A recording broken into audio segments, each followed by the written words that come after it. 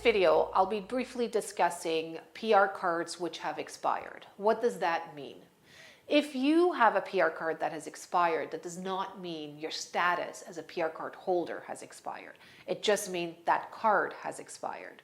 And that's very important to understand because a lot of clients panic the second they say, oh my God, my card has expired, now what?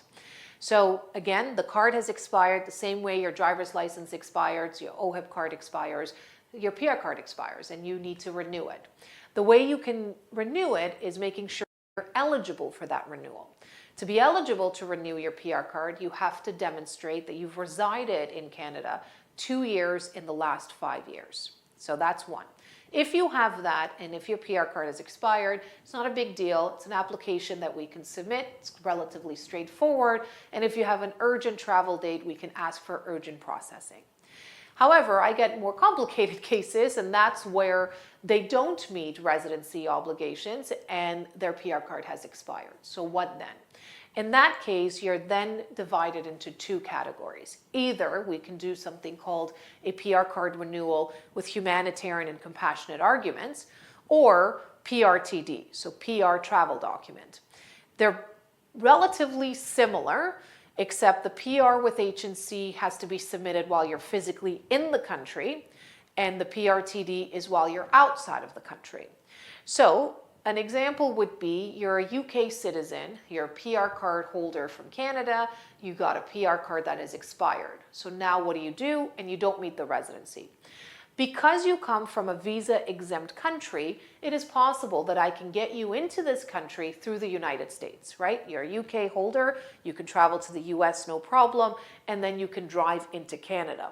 And what I would have to do for you is I would have to prepare a port of entry package explaining to the officer, the CBSA officer, that you are a PR card holder, that to allow you entry, and show them the package that we will submit inside Canada the second you're allowed entry into the country. If you are, for example, a Pakistani citizen and you don't have a US visa, obviously you cannot travel to Canada because your PR card has expired, then a PRTD is your option. We would have to submit the PRTD outside of Canada into your visa office that governs Pakistan, and processing times, to be honest, is relatively the same whether it's inside or outside, except when you complete the forms, you check off PRTD and not the PR card renewal within Canada. 12 to 18 months is regular processing currently for individuals who do not meet the residency obligation. One of the things that we should remember when we're filing a PRTD or a PR with H&C are the arguments that you're going to be making. Ultimately, the officers are looking for two main things. One is, why did you leave Canada and not meet the residency obligation? And two, how can you convince me now that this time you will be permanent resident of Canada? So despite you not meeting the residency obligation, according to immigration, you are still a permanent resident. So you have to demonstrate that you see Canada as your home. And one way of doing that is your ties to Canada. What do you have here? Do you have family here? Do you have friends here? Do you have ties to the community? Do you have property here? Do you have kids that go to school here? Maybe you have a wife that works here, etc., etc. And second, obviously, why did you leave in the first place? What made you not meet the residency? And the three arguments that work the best is most individuals had high aspirations of coming and immigrating to Canada, but unfortunately the employment market wasn't the greatest. So they had to go back to their home country because they had better jobs. So employment reasons is number one. And one thing you should do is apply for jobs within Canada while this application is in process to demonstrate to the officer that you're ready to come back, and you will come back as soon as you get that job offer that you're looking for.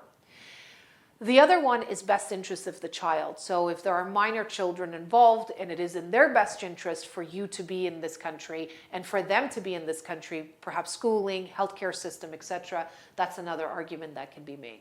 And the third and very common argument is when you had to exit the country due to a family emergency.